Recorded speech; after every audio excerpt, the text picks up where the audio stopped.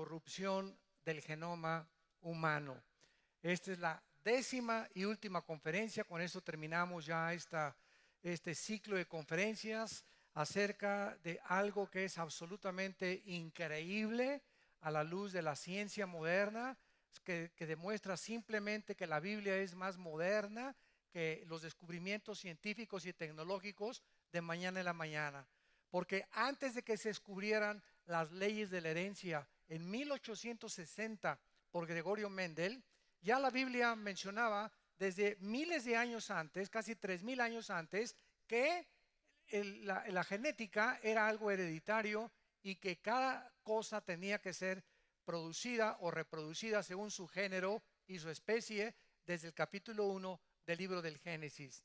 Después, posteriormente, en 1954, todos ustedes oyeron hablar del doctor Samuel Crick, que fue el que comenzó a descubrir el genoma, y se comenzaron a hacer descubrimientos acerca de esa información codificada que cada una de nuestras billones de células contiene el cuerpo humano con un software. O sea, de las billones de células que tu cuerpo tiene y el mío también, en cada célula hay un software, hay un disco, hay una información codificada que determina tu estatura, el tipo de tu sangre, el color de tus ojos, el sexo, etcétera, etcétera. Y esto es maravilloso porque cuando venimos a la Biblia descubrimos que todo esto realmente ya la Biblia lo había dicho con muchísimos siglos de anticipación. La clonación, que va a ser el tema de hoy, que está muy de moda, que si se puede clonar a un ser humano, ¿qué es la clonación? ¿Qué consecuencias hay si se llega a clonar a algún ser humano? ¿Este ser humano sería tu hijo? ¿Sería tu nieto? ¿Sería tu hermano? ¿Sería alguien que perteneciera y heredara también tus pecados? ¿El clon tendría que también heredar un alma y un espíritu? ¿El clon al morir tendría también que enfrentar un juicio? ¿Tendría la libertad para poder realmente escoger a Dios o rechazar a Dios? Todas estas preguntas de carácter ético y moral tienen sus respuestas, y es importante que abordemos la Biblia para poder responder claramente acerca de este preciso genoma y problema que se va a presentar en estos años en el mundo entero.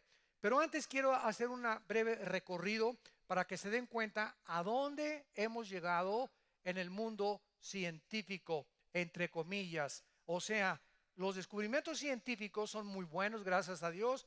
Muchos han favorecido a la humanidad, pero cuando entramos a la rama de la genética, de la clonación, de la bioética, etcétera, etcétera, tenemos que ser muy cuidadosos como cristianos para poder presentar una respuesta en foros científicos, en foros médicos, en foros políticos, que te agarran un día en la calle. Bueno, y usted es cristiano, ¿verdad? Sí. ¿Qué piensas de la clonación? Y que no te agarren de bajada. ¿Y qué piensa usted de que si se puede clonar a la luz de la Biblia? ¿Es natural o es antinatural?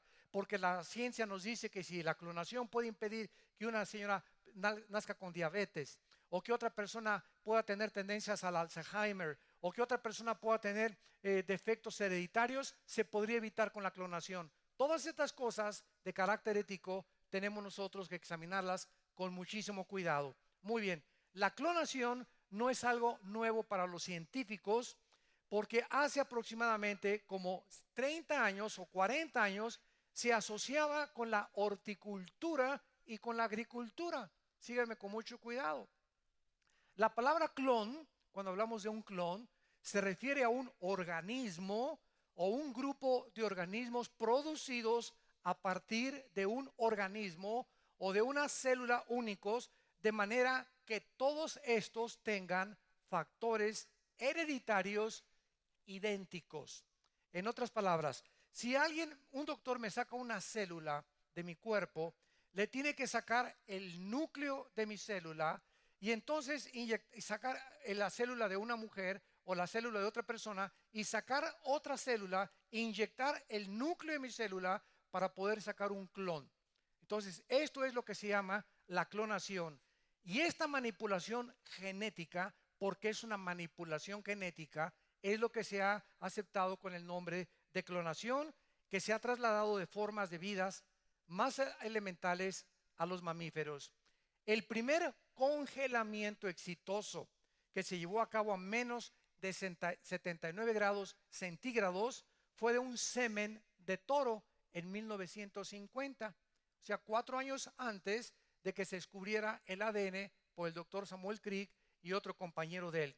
Este fue un hecho para la inseminación de las vacas con el objeto de que produjeran terneras de mejor calidad. En 1952 se produjo la primera clonación animal cuando se desarrollaron células de ranas asexuales y de renacuajos. Después, en 1978, no sé cuántos vieron ustedes la película Los Niños de Brasil, donde sacan, ¿verdad?, al doctor que era el especialista de Hitler, que a través de los experimentos en laboratorios clandestinos, parece que fue en Brasil, de ahí el título Los Niños de Brasil, comenzaron a experimentar con mujeres embarazadas, y Hitler, los nazis, trataban de alguna forma mejorar una raza aria y tratar de crear un superhombre. Entonces, aquí se describía en esta película el plan para clonar pequeños Hitlers, y se concibió en una probeta de laboratorio a la bebé Luis mediante la fertilización in vitro. En un recipiente de vidrio se saca el semen del papá, se pone en un recipiente el óvulo de la madre y se fertiliza fuera de la matriz. Muchos me han preguntado qué tipo de ética o si un cristiano puede tener fertilización in vitro cuando por medios naturales no han podido tener bebés. No hay ningún problema la fertilización in vitro mientras el semen sea de tu esposo. Pero cuando ya es el semen de otra persona, ¿verdad?, o el semen de un toro para acabarla de amolar, porque quieres que tu esposo salga como un toro cebú, entonces ya es antinatural. Pero mientras sea el óvulo, ¿verdad?, y el semen del padre, no hay ningún problema porque es natural. O sea, la inseminación no se lleva a cabo dentro de la matriz, pero se lleva a cabo fuera, pero son el producto de femenino y masculino, de un varón y de una hembra que están ante Dios casados.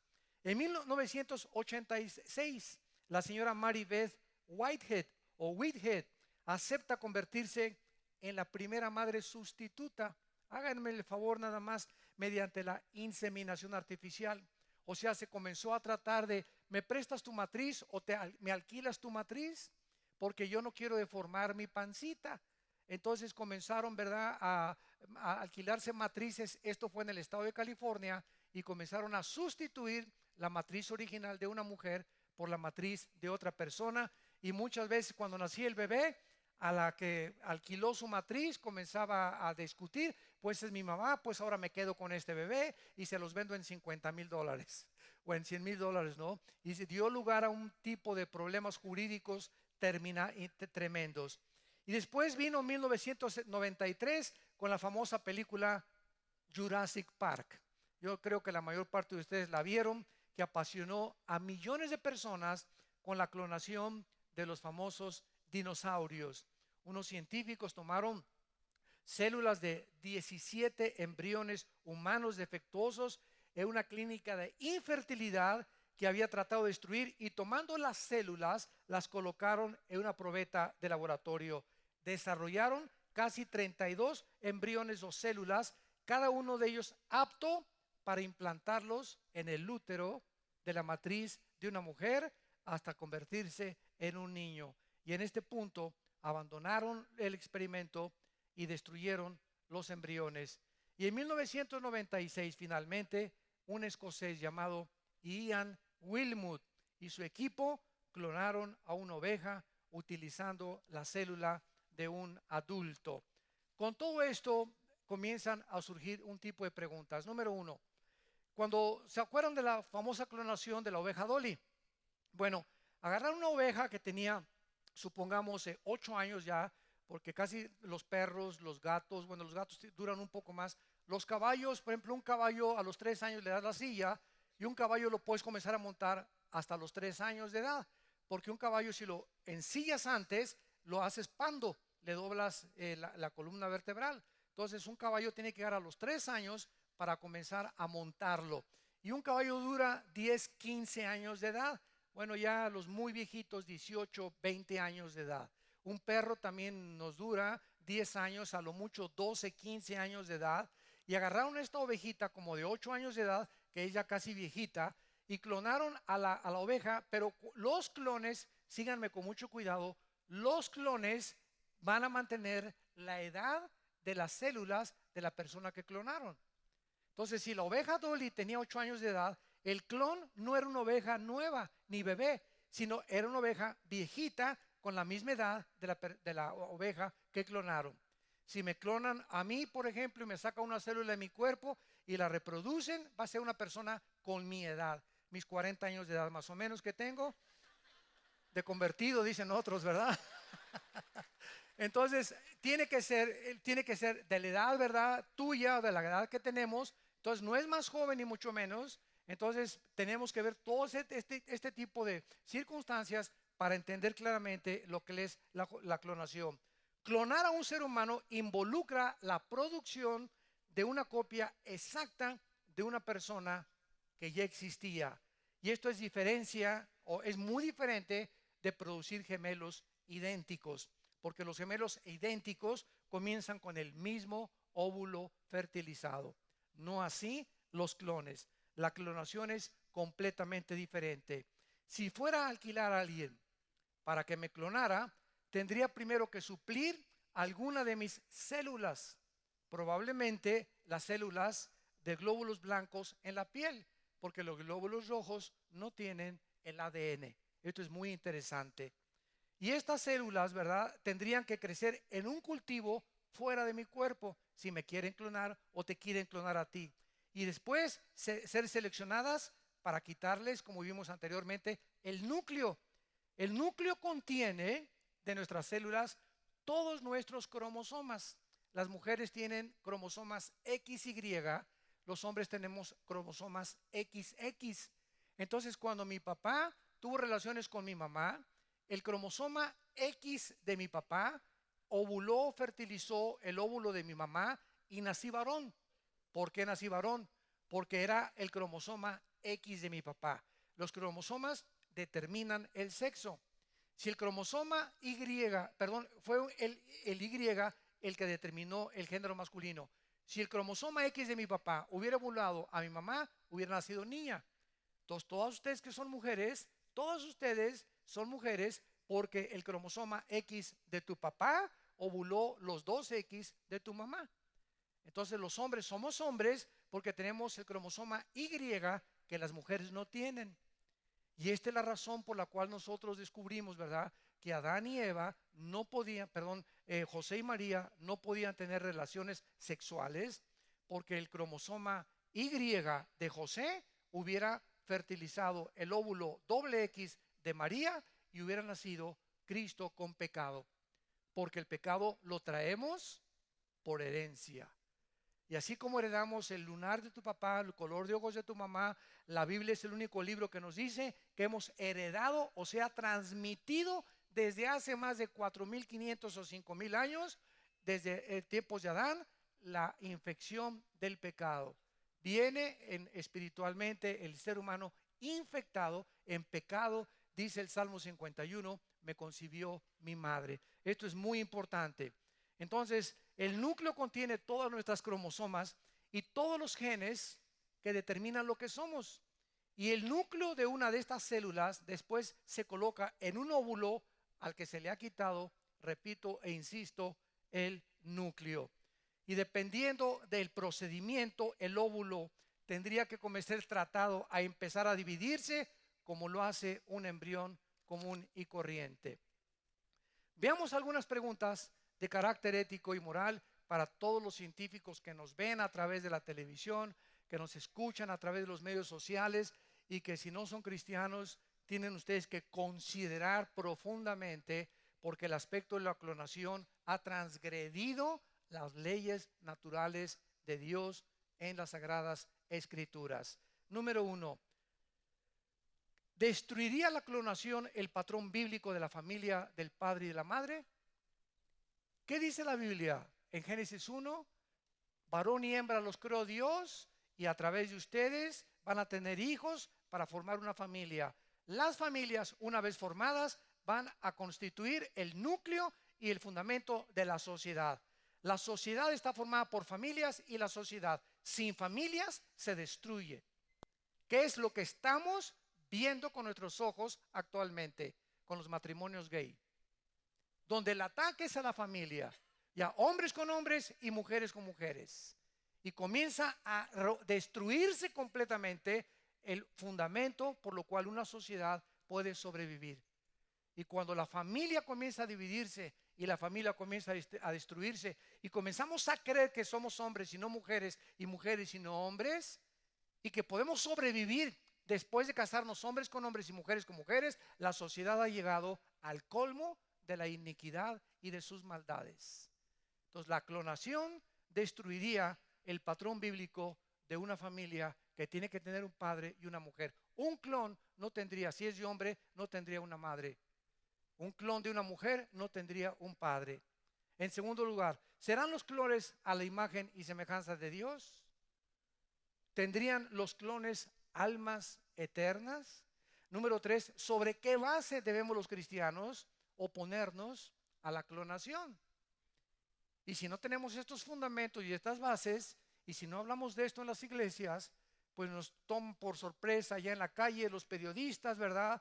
O en alguna cosa que puedas tú en la escuela, o tu maestro va hasta la universidad y comienza a hablar de la clonación y qué es el beneficio, etcétera, etcétera. Y los cristianos nunca dicen ni pío porque no saben ni de qué se trata, ni cuál es el fundamento, si es natural, si es ético, si es contra natura.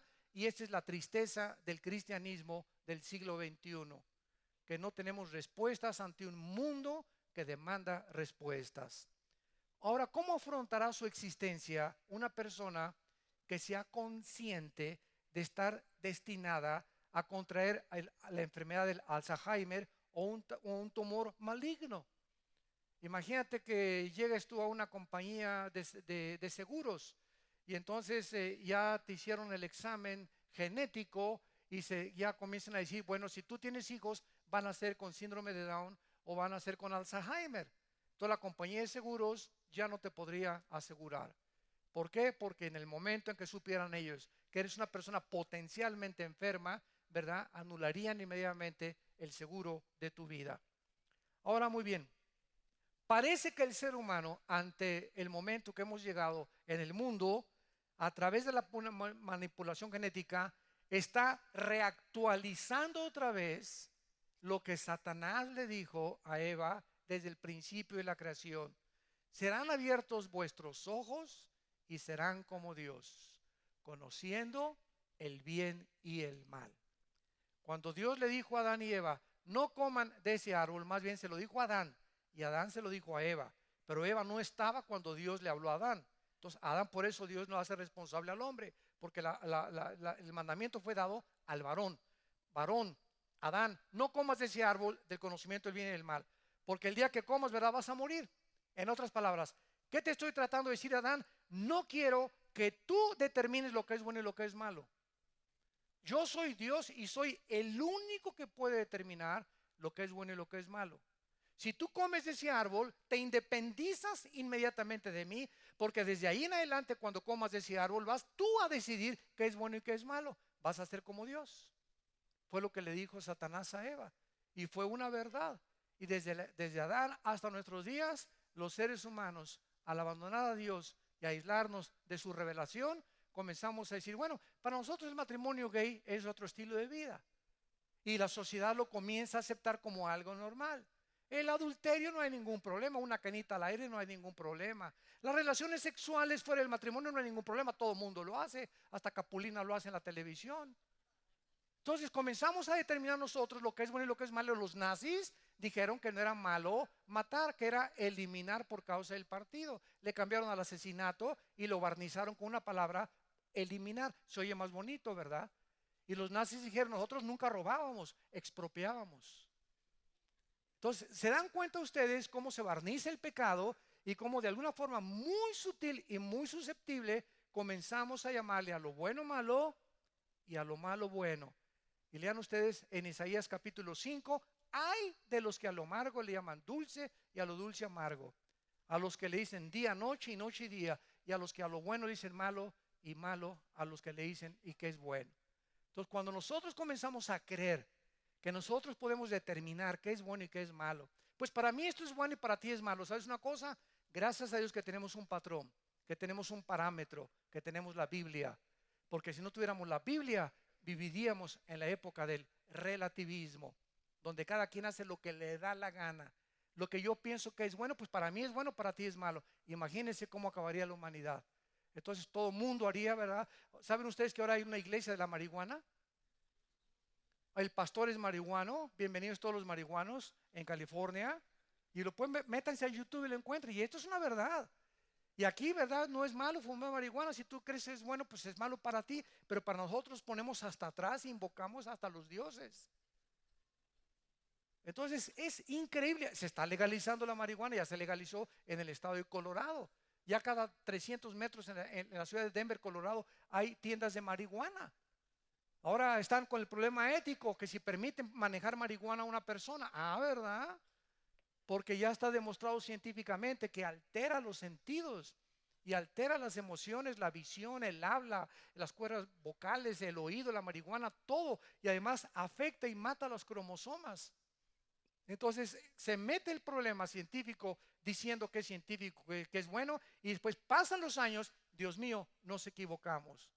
¿Se acuerdan ustedes, mujeres, en la época de los 60s y 70s de la famosa droga, la talidomina? Que comenzaron a tomar muchas mujeres y comenzaron a salir monstruos. ¿Por qué? Porque todavía no tenían la investigación suficiente para determinar que era una droga impresionante. Y las mujeres comenzaron a tomar y después descubrieron que es malo. Ahora hay otras pastillas, se llama el Tylenol, el Tylenol famoso, ya están descubriendo en Estados Unidos que es malo para la salud también. Y después los sobrecitos de azúcar que sustituye al azúcar, que tienen aspartame, como son los azulitos y los color de rosa. Ahora, si tiene aspartame, no te lo tomas porque es cancerígeno. Ahora saben que la única azúcar que puede sustituir al azúcar química es los famosos stevia, que es el azúcar que es la menos dañina. El Splenda también tiene muchísimo de cancerígeno. Entonces, pasa el tiempo y los científicos dicen, Dios mío, lo que recetamos y lo que permitimos, ahora descubrimos que hace mal. Los cajetillas de cigarros se vendían. Mi padre fumaba 3 cajetillas de Delicados y todavía para molarla sin filtro.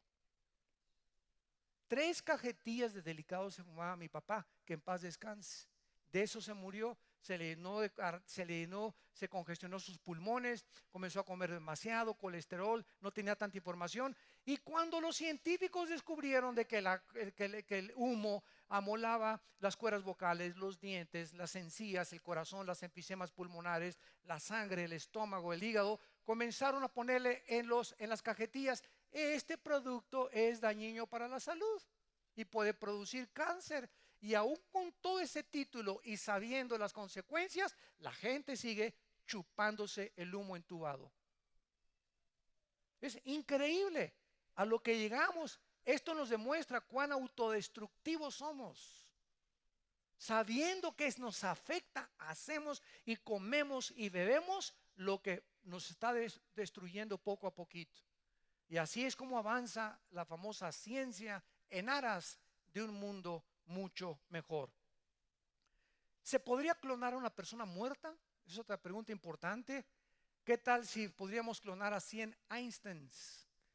O a 2 docenas de Shakespeares? O a unos 15 Mozarts? O a unos 100 Enrico Carusos, el más grande cantante de ópera de la historia, Enrico Caruso, italiano? ¿Qué tal si se podría hacer eso? ¿Por qué no se puede clonar a una persona muerta? Porque las personas muertas ya se murieron sus células. Incluso si exhumáramos el cuerpo de un muerto y buscáramos células vivas, no encontraríamos ninguna, porque las células de los muertos expiran o se mueren muy rápido. Por eso esa famosa película Jurassic Park, que encuentra una célula de un dinosaurio y lo comienzan a reproducir, ¿verdad? Pues es una fantasía marihuana. Precisamente.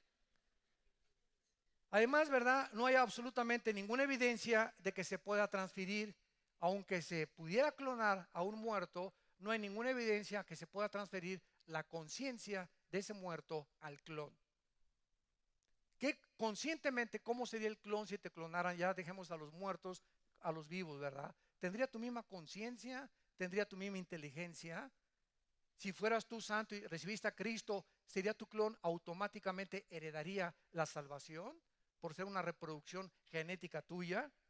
Los genes serán los mismos en esencia, pero los patrones de memoria y el pensamiento, los sentimientos y las emociones del Padre nunca podrán ser implantadas. Ahora bien, ¿tendrán alma los clones? Todos nosotros hemos visto en las conferencias anteriores que el alma se transfiere a través de la sangre. ¿Se acuerdan, verdad? Levítico 17:11. La vida de la carne está en la sangre. La palabra vida es la palabra suche, con P de papá y S de Samuel, como psuche, CH. Y esa palabra suche es la palabra que se usó en el hebreo para describir el alma. A ver, lo vamos a traducir ahora en el original hebreo.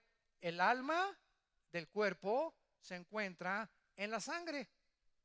Y esto es absolutamente lógico, porque cuando cuando el óvulo es fecundado de una mujer o fertilizado, desde ese momento, en el momento de la fertilización, esto es muy importante que tú lo sepas como cristiano, desde el momento de la fertilización, a los ojos de la Biblia, de Dios, somos seres humanos. ¿Dónde lo vemos esto? En el Salmo 139. Y dice así el rey David. Salmo 139, versículo 13 en adelante. Tú formaste mis entrañas, tú me hiciste en el vientre de mi madre. Te alabaré porque formidables y maravillosas son tus obras. Estoy maravillado y mi alma lo sabe muy bien. ¿No fue de ti encubierto mi cuerpo? Bien que en oculto fui formado y entretejido en lo más profundo de la tierra. Mi embrión vieron tus ojos y en tu libro estaban escritas todas aquellas cosas que fueron luego formadas sin faltar una de ellas. Entonces vemos nosotros que de acuerdo a la Biblia y no de acuerdo a la ciencia, ni a la medicina, ni a los médicos. Los médicos todavía hay una controversia entre ellos, pues a los 2 meses se puede abortar porque no es un ser humano. No se puede abortar a la semana porque no es un ser humano todavía. No a los 15 días. ¿Y quién puede determinar a través de la ciencia o de ciencia médica, quién puede convertirse en Dios y decir, ¿cómo sabes cuándo comienza la vida? Solo Dios nos los puede revelar. Y de acuerdo a Dios, en la Biblia, en el momento de la fecundación, de la fertilización, ahí el cigote, porque primero es cigote, después es feto y después ya se convierte en un ser humano, ¿verdad? Aunque es un ser humano desde el principio, pero se llama cigote, feto y ya después el producto. Desde el momento que se fertiliza, en ese momento el alma es transmitida a través de la sangre. ¿Por qué? Porque si el alma que pecare morirá, y el pecado viene en el alma, y la paga del pecado es la muerte, y se tiene que pagar, Dios no podría poner un alma pecaminosa en un ser humano, porque Dios sería culpable entonces de haber puesto el alma pecaminosa. Se tendría que haber heredado para ser responsables delante de Dios. ¿Qué dice Romanos 5:2? Por el pecado de un hombre el mundo entró al pecado por un hombre. Fíjense lo que dice Romanos 5:12, escrito hace 2000 años por Pablo. Así la muerte pasó a todos los hombres por cuanto todos pecamos. Esa palabra pasó es transmitió. El pecado entró por Adán y se transmitió genéticamente a toda la humanidad.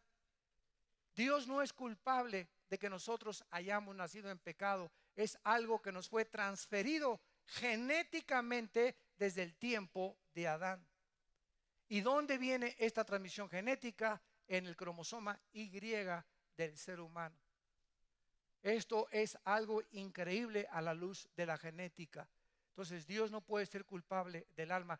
Dios pone el espíritu, porque dice en Zacarías 14, ¿verdad? Que Dios es el que forma el espíritu en el hombre, pero el alma es transmitida a través de la sangre. Esta es la razón por la cual una secta que se llama los Testigos de Jehová no aceptan transfusiones de sangre. Si tú tienes amigos o que han llegado a tocar a tu puerta, los famosos testigos de Jehová, que son tercos, tercos, tercos, ¿verdad? Pero si tú sabes contestarles, y por eso hasta la cárcel en Estados Unidos los han metido, porque han dejado que se mueran primero sus hijos o un enfermo, porque no permiten la transfusión de sangre, porque creen que como el alma está en la sangre, si le transfunden la sangre, le transfunden el alma de otra persona. Y esto es ilógico hasta espiritualmente, porque una persona no puede tener dos almas, por el amor de Dios. Entonces, todas estas cosas, ¿verdad? A la luz de la Biblia, vamos a comenzar a entenderlas. Entonces, en el caso de los gemelos idénticos, por ejemplo, ¿verdad? Es un misterio cómo un solo óvulo fertilizado se divide en dos para convertirse en dos individuos con distintas identidades, personalidades y destinos, pero todos aceptamos a los gemelos como seres humanos, como individuos. ¿Por qué? Porque vinieron de un solo óvulo, ¿verdad? Ahora, ¿llevarán estos seres clonados la imagen de Dios espiritual? ¿Tendrán la capacidad los clones, si se llegan a clonar, que estoy seguro que ya hay clonaciones escondidas en laboratorios en Europa y en Estados Unidos, llegarán ellos a adorar a Dios, a tener la conciencia de Dios como la tenemos nosotros a través de la sangre que se nos transmitió el alma? ¿Tendrán la capacidad de adorar a Dios? ¿Serán como el resto de humanos? ¿Serán pecadores también? ¿Serán neutros, amorales, irresponsables o no responsables de sus acciones?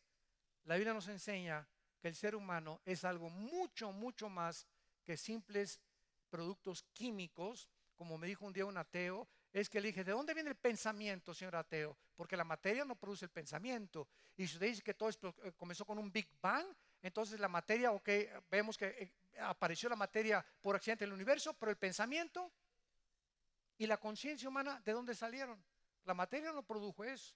Ah, no, me contestó, es las reacciones químicas del cerebro. Y entonces cuando hay una reacción química equivocada, hay un choque de neuronas y produce un asesino que mata a 9 personas en una iglesia de negritos porque odia a los negros. El otro porque tiene reacciones equivocadas químicas hasta.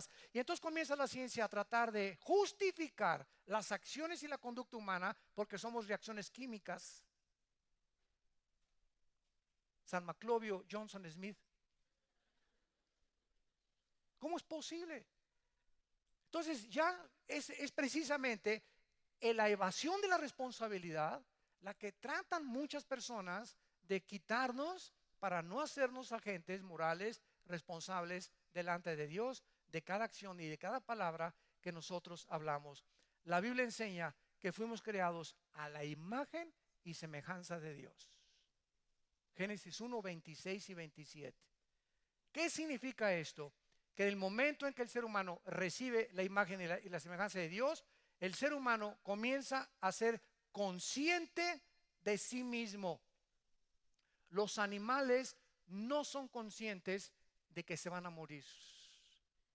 Los animales no son conscientes del mundo externo que trasciende el mundo físico donde ellos viven. Los perros, los gatos, los tiburones, los dinosaurios, las jirafas, los hipopótamos viven, comen, trabajan, viven, comen, trabajan o trabajan para el hombre o lo que sea, pero ese es un ciclo, nunca están conscientes, nunca ves a un hipopótamo alabaré, ni a conejitos, ¿verdad? Ni a changos, ni a chimpancés, ni a simios, ni a ninguna otra especie, nunca ellos, ningún animal es consciente de la existencia de un Dios. Pero nosotros nacimos y por la conciencia que tenemos de la imagen de Dios, el ser humano, como dijo el gran psicólogo vienés Sigmund Freud, el hombre es incorregiblemente religioso.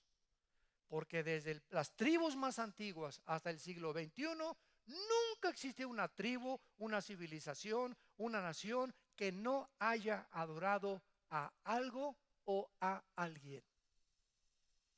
Y como traemos esa conciencia de Dios y no conocemos quién es el verdadero Dios, porque Jesucristo fue el que vino al mundo a revelarnos cuál es el verdadero Dios, de los millones de dioses que hay, entonces el ser humano adora un árbol, adora la luna, adora el sol, adora las pirámides de Teotihuacán, van a cargarse de energía porque es como yo lo recibo. Adoran a los hombres, hacemos estatuas y las levantamos y comenzamos a voltear los ojos adorando a las criaturas y no al Creador, porque no sabemos ni tenemos conciencia del Creador.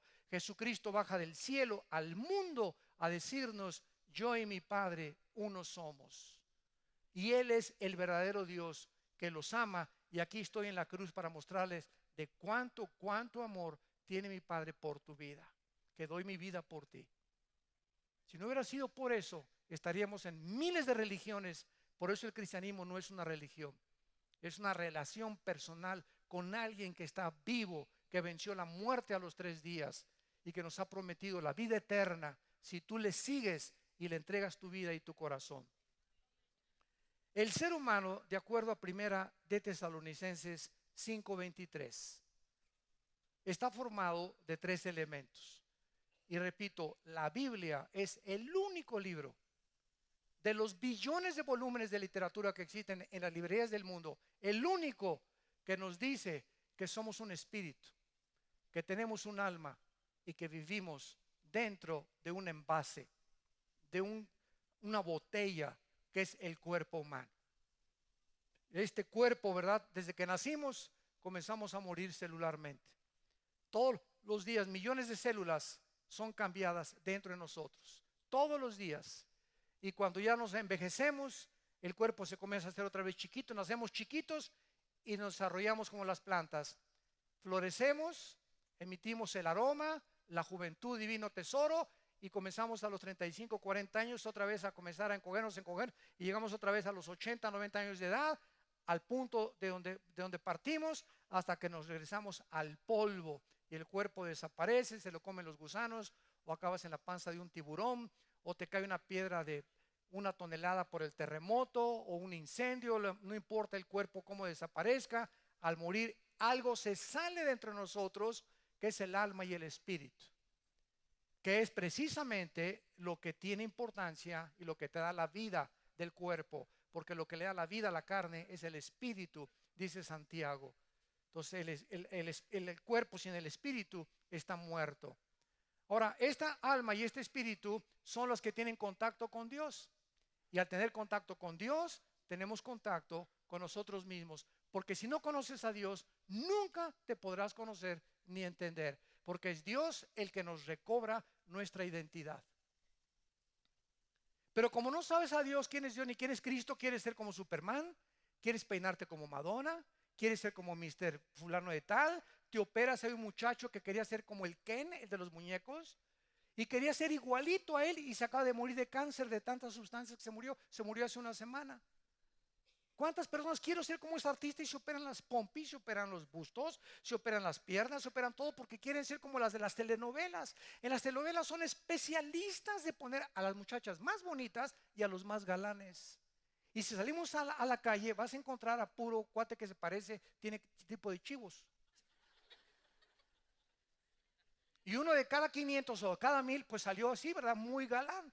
Entonces, y creemos que todos queremos ser así, y que todos como esas muchachas de Cosmopolitan y las revistas y las telenovelas, y las envidiamos, y no nos damos cuenta que detrás de esa belleza y detrás de esa guapura de ese hombre son vidas miserables y desgraciadas. La mayoría, el 90%, se casan 2, 3 veces, dejan a la mujer, no merecen casar con cualquiera porque no cualquiera me merece. Ya como Elizabeth Taylor, que acabó con 9 esposos siendo la mujer más bella del mundo.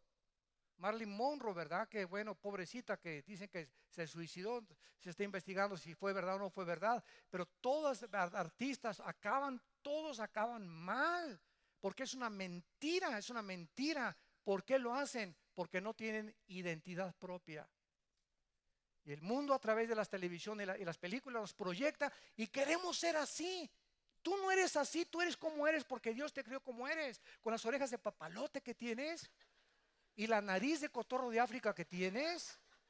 Así nos hizo Dios, y así vas a encontrar una mujer que te quiera, así vas a encontrar un hombre que te ame, así vas a tener hijos que, aunque no sean muy bonitos, van a ser una bendición para tu vida. Y vamos a descubrir que ahí se encuentra la felicidad, al aceptarnos como somos, y porque somos bendecidos por Dios, porque a su imagen fuimos hechos, a su imagen y semejanza.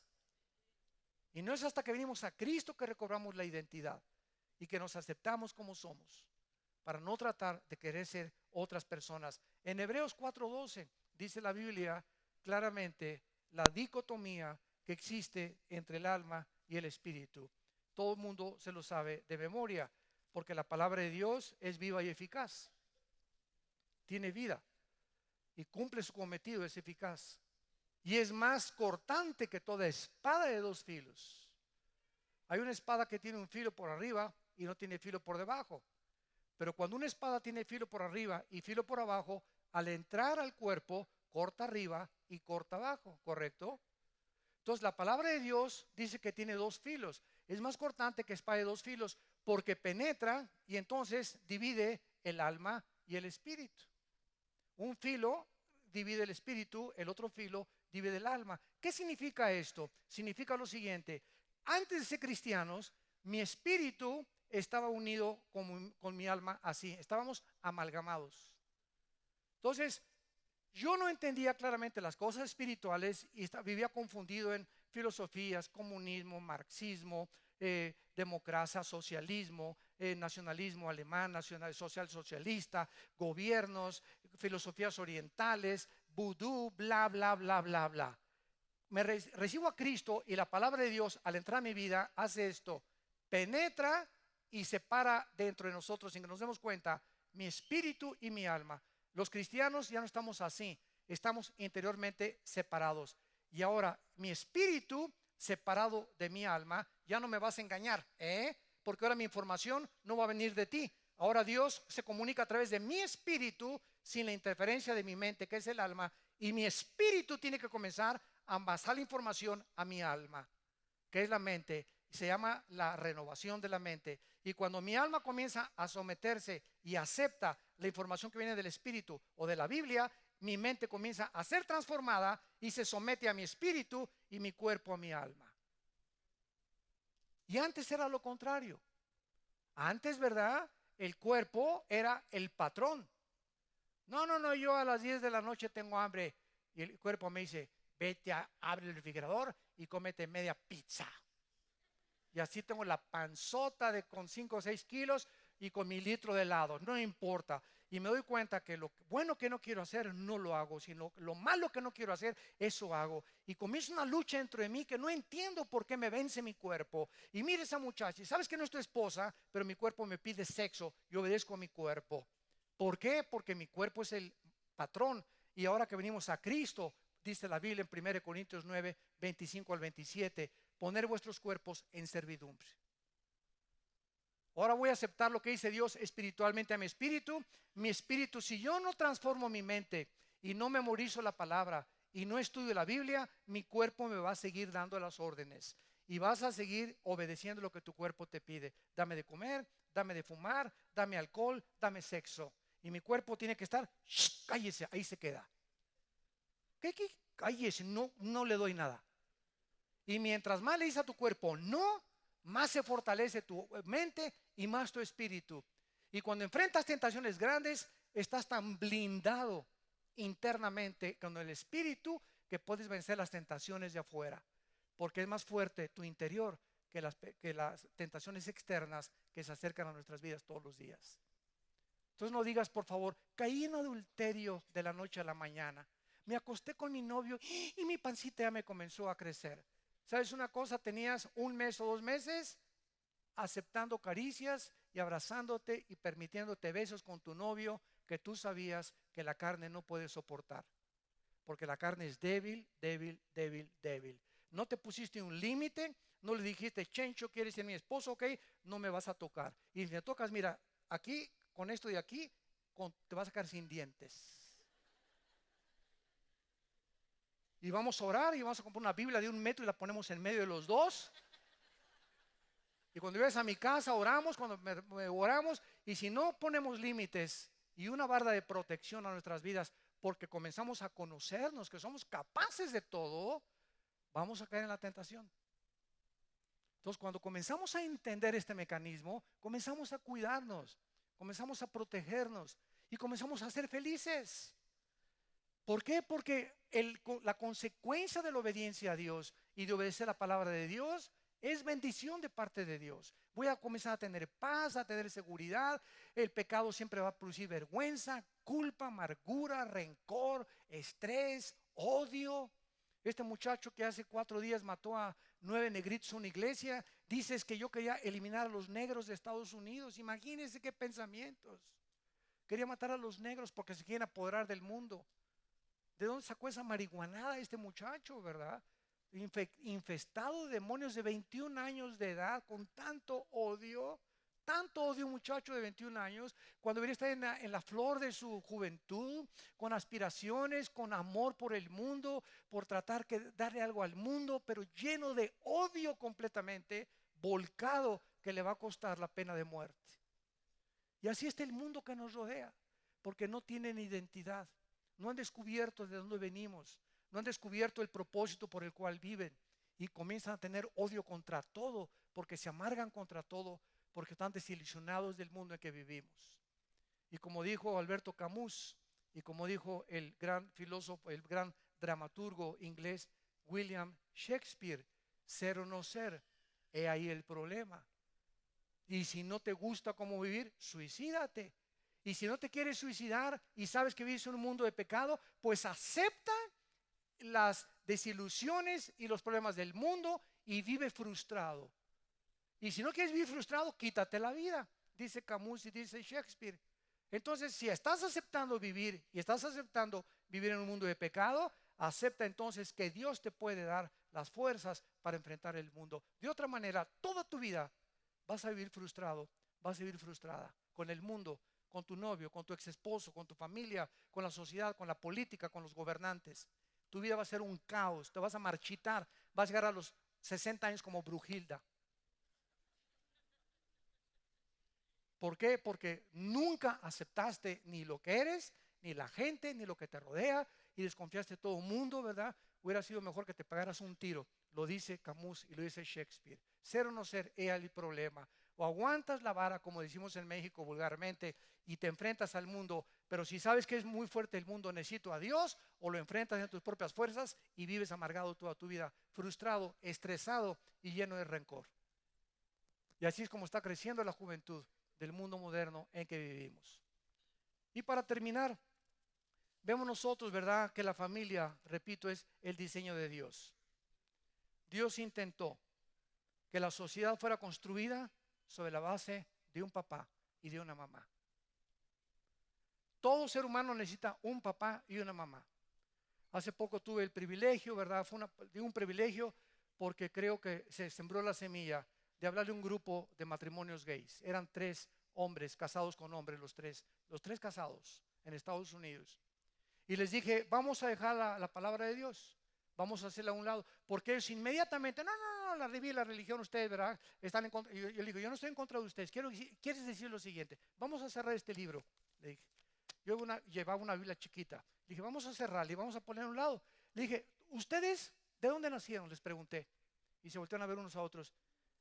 De mi mamá. Ah, sí, de su mamá, ¿verdad? ¿Y qué va a pasar con los hijos de ustedes? Si se casa un hombre con hombre, pues vamos a adoptar. Bueno, y vamos a seguir esa línea, les dije. En 25 años no estaría ninguna sociedad formada. No sobreviviríamos. No sobreviviríamos. Ya dejando a un lado lo ético y religioso, volvámonos a lo natural. Es antinatural, les dije, lo que ustedes están haciendo. Ustedes están contra como le llaman, la madre naturaleza, que sabemos que no es madre naturaleza, es Dios, ¿verdad? Pero para hablar en el lenguaje de ellos, ustedes están contra su propia naturaleza, corrompiéndose y creyendo una mentira que no existe más que en sus mentes, y haciendo las reglas, convirtiéndose en dioses y violando las leyes más grandes de la moral. Así que aunque no fuera la Biblia, la misma naturaleza nos muestra, nunca verás a un elefante arriba de un elefante, una leona arriba de una leona. Es león con leona, camello con camella, tiburón con tiburona, vaca con vaco, con toro, perdón, becerra con becerra, estoy bromeando, chiva con chivo. La misma naturaleza nos da testimonio, ¿verdad? Imagínense nada más ya 2 leones ahí abrazados, ¿verdad? O 2 chivos abrazados. La misma naturaleza nos da el testimonio ¿Qué son los sexos? ¿De dónde salieron los sexos? ¿Por qué la naturaleza, siguiendo la línea de pensamiento de ellos, produjo el sexo femenino y el sexo masculino? O sea, ¿por qué? Para poder haber una reproducción y para que pudiera haber una naturaleza de animales según su especie y de seres humanos. Pero ustedes están violando todas las leyes, ya no de la Biblia, de la misma naturaleza. Es antinatural. Y la sociedad se exterminaría. Ya no podríamos sobrevivir porque ya no habría mamás. Las mamás están con las mamás y los hombres con los hombres. Entonces, vemos nosotros de qué forma el patrón más importante de la Biblia es la familia. Y es la familia por la cual tenemos que luchar. Nehemías le dijo al pueblo: luchen por sus familias y por sus hijos. Y los verdaderos hombres, ahora que es Día del Padre, los verdaderos varones a los ojos de Dios son los valientes que siguen con su esposa, que les dan un buen ejemplo a sus hijos, que dan un ejemplo de moral, de valor, de sacrificio. Como le dije a un padre el otro día: yo veo que tú has hijos, mis chiquitos, y por aquí, por allá, y por eso eres un buen padre. Y le dije: no solamente esto es abrazarlos y besarlos, el amor implica sacrificio. Le dije: mira, estás bien gordo, por tus hijos baja de peso, para que veas a tus nietos. Entonces, al darte cuenta de que no estás cuidando de tu cuerpo, ese no es el amor. Nuestros hijos nos quieren sanos, nos necesitan sanos nuestros hijos. Entonces voy a luchar por mi salud, voy a hacer ejercicio, voy a cuidar mi cuerpo, porque el amor implica sacrificio también. Igual para el matrimonio y para todas las cosas. Si no hay sacrificio, no es cierto, es amor, es sentimentalismo. Has confundido el amor con el sentimentalismo. El amor es sacrificio. De tal manera amó Dios al mundo que dio, se sacrificó. Ahí está el ejemplo. Y estamos para seguir las pisadas de Jesucristo, sacrificarnos por los demás, comenzando por nuestra familia. Padre, te damos gracias en esta mañana, en esta tarde, por tu palabra. Gracias por habernos permitido abrir la Biblia en este ciclo de 10 conferencias, la corrupción del genoma humano. ¿De qué forma el pecado ha afectado nuestras células? La información genética original que le pusiste a Adán y a Eva sufrieron un deterioro. Esa información fue alterada y hemos nacido todos con una información equivocada. Pero cuando venimos a Cristo, comienza Dios a reestructurar nuestra información, a renovar nuestra mente mediante las Escrituras, para volver a recobrar esa información espiritual que perdimos en la caída humana. Te damos gracias porque ahora hemos comprendido que somos tus hijos y tus hijas tal y como nos has creado. Gracias, Señor, porque nos has hecho a cada uno ante tus ojos. Somos bonitos, guapos y bonitas. Somos perfectos delante de tus ojos, Señor. Y te damos las gracias porque nos amas, porque nos aceptas como somos y porque podemos vivir para ti, para servirte y amarte con todo nuestro corazón. Muchos de ustedes en esta mañana que nos ven también a través de la televisión, haces lo que haces y actúas como actúas porque tus ideas no han sido transformadas. Has sido engañado por un mundo que tiene una cortina de humo y que te impide ver la realidad. La Biblia dice: Cristo es el camino, la verdad y la vida. Ven a Él, acéptale en esta mañana con todo tu corazón y Él comenzará a darte el propósito y significado que necesitas para vivir. Con estas palabras, dile: Señor mío, te pido perdón por mis pecados. Te doy las gracias porque me creaste a tu imagen y semejanza, y porque en esa cruz la sangre de tu Hijo, la vida de tu Hijo, me ha limpiado de mis maldades. Creo que a los 3 días te levantaste de los muertos, Señor Jesús, y te acepto como mi Salvador y mi Señor. Y te doy las gracias por este amor eterno que has derramado en mi corazón. En tu nombre santo. Amén.